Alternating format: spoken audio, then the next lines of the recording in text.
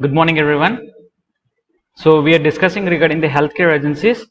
So till today we have discussed regarding WHO and UNICEF, and today I would like to discuss you the other program which is called as UNDP, FAO, and other non-governmental agencies. So firstly we'll discuss regarding this UNDP. So what is this UNDP? This UNDP stands for United Nations Developmental Program.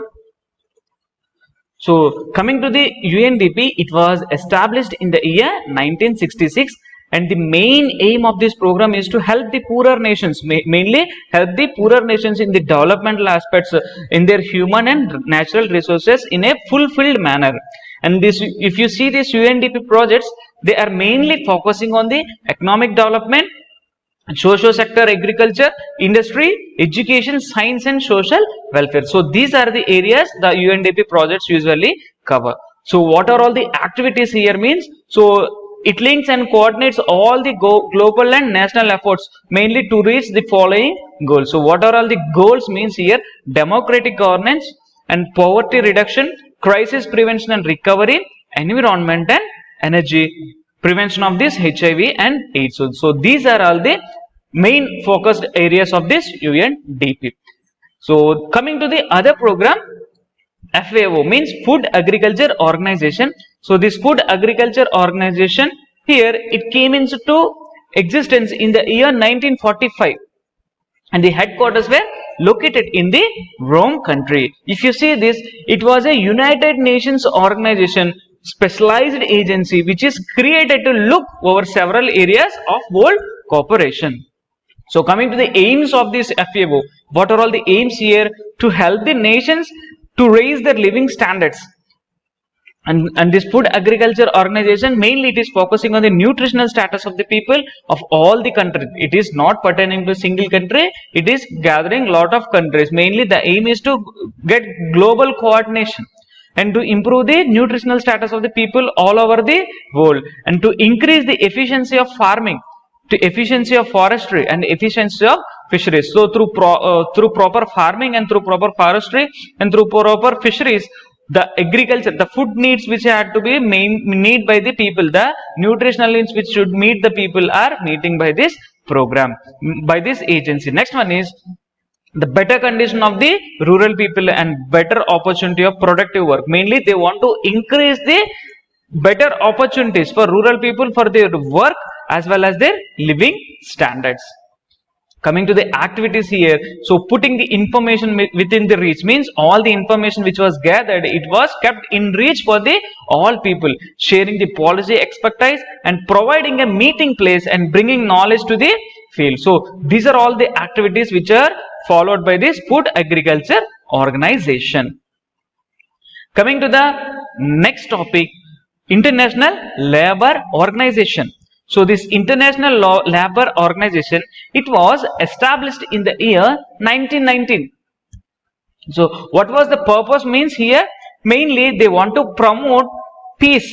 Mainly they want to promote peace by social justice, means equality to every person.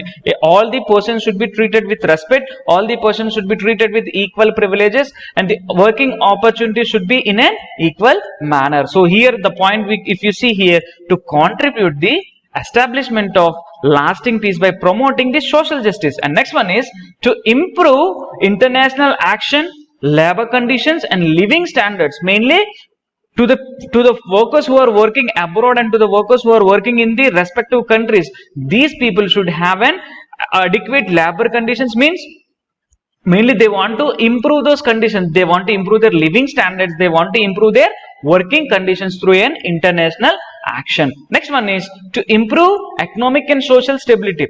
So where there is economic stability, if a person is having enough money to take care of himself, automatically there will be social stability, because every person is having enough money to get their needs, to eat their food, they are having home, they are having shelter, they are having proper work. Ultimately there will be social stability. But where there is poverty, where there is hunger, where there is lack of jobs, you can observe lot of increase in the crime rates, because as they want to meet their needs, people want to do something to meet their needs, they want to achieve their hunger. They want to get rid of their hunger. So in order to do those things, what these people will do, they will commit the anti-social activities, which is leading to economic instability as well as social instability. So this is the International Labour Organization. If you see here, the International Labour Code, it is a collection of international minimum standards which are related to health, which were related to welfare, which were related to living and working condition of the workers who are working all around the world. Coming to the ILO, it was located in the Geneva, which is in the country Switzerland.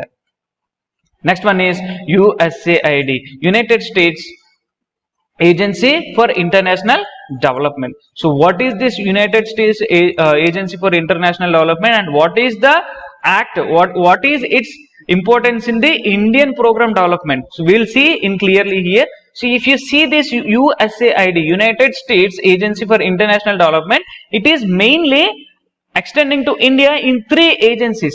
So United Nations for International Development, the Public Law 480 program, and the US Import Bank. So these are the 3 agencies which are extending to India in the form of United States Agency for International Development.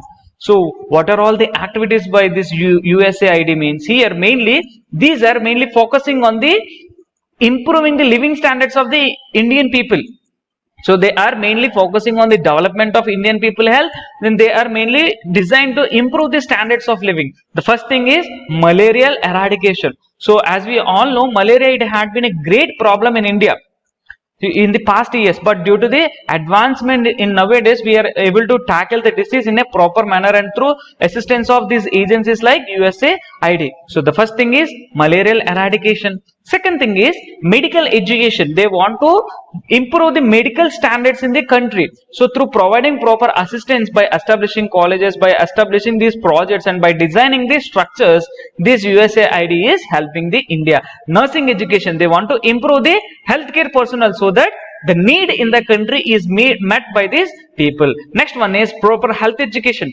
So if you see, so many diseases which can be prevented are mainly prevented through proper health education to the people. Whenever these people are aware of this education, aware of the disease condition, aware of the preventive aspects, then we can ultimately improve the living standards, and the mortality as well as the morbidity rate will decrease down. Next one is proper water supply and sanitation. So as we all know, if you see our 5-year plans, so all these 5-year plans will be having proper water supply and sanitation program definitely included. Why? Because from the years, this water supply and sanitation problem, it had become a greater headache for the country. Even now, we are having the Swachh Bharat, which is mainly focusing upon the sanitary aspects of the country. But still, people find lot of diseases because of low sanitary conditions and low living standards. Next one is control of communicable diseases. So if you see the current situation in the country, in the world, so there mainly the world is suffering from this communicable disease. So like this COVID-19, in previously also we have lot of diseases like dengue, malaria, cholera, Ebola, and all these diseases. So mainly this USAID is focusing on the control of these communicable diseases, mainly by bringing the barriers to control the communicable diseases. Next one is nutrition. So proper nutrition, proper development of the child, there will be proper immunity. If there is proper immunity to the child, then we can reduce the disease rate in the child, and the child survival rate will automatically increase. The next thing is population, mainly family planning. What is this family planning? If you see previously, so a couple is having more than 3 to 6 children, so which is causing a major headache. So the more the population, the more the food is required. The more the population, the more the place we required. So ultimately it is resulting in the food scarcity, population explosion, lot of diseases, and lot of economic burden on the family as well as the country, poor living standards. So in order to prevent all these things, this family planning was one of the activity which is carried out by this USAID. So these are the governmental agencies. We have discussed regarding the USAID, International Labour Organization, Food and Agriculture Organization. We have discussed regarding the UNICEF, and we have discussed regarding the WHO. So today I would like to conclude this topic here. In next topic, I would like to discuss you regarding the non-governmental agencies. So thank you so much. Thanks for listening.